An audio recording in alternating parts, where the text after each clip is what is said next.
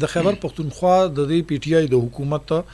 د 11 کالو کې تاسو ته دغه حال وایم نو د 11 کالو کې خیبر پښتونخوا حکومت چې څومره هم ترقیاتی بجټ استعمال کړی دی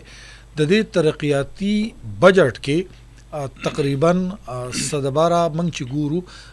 35 نه 38% پورې ترقیاتی بجټ د په خبر کې استعمال شوی دی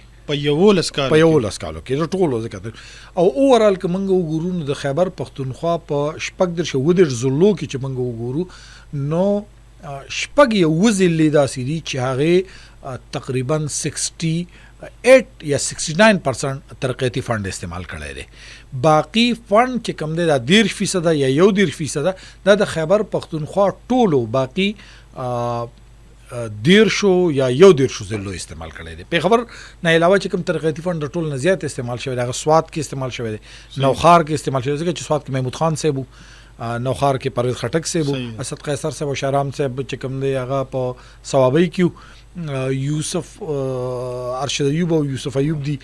د غرونه په هریپور کې عمر ایوب دی باغی هریپور کې خرج شوی دی ورسره چې موږ وګورو د جماعت اسلامي چې سره باغو کې سلګ ډیر او ډیر تزان سره فند وړو د دې وجه نه دا فند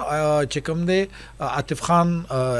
مردان ته وړی دی نو د دې وجه نه د ترقیاتی فند اوورال استعمال چې موږ په نورو صوبو کې به ګورو بیا غنشته دی وخت کې غټ غټ منسوبي دي خو په غټ منسوبو کې اوس هم پټانک کې د اوبو صفا تنظیم نشته او خلک اوس هم د ډنډون نو به چانکې وغس کی دغلته خو ډیم جوړېدو هغه سکارو نو چې کله جوړ شي بیا وګورو تقریبا فل حال نشته ګومل زام ډیم وګنه ګومل زام خو ډیر لري ټانک نه ډیر لري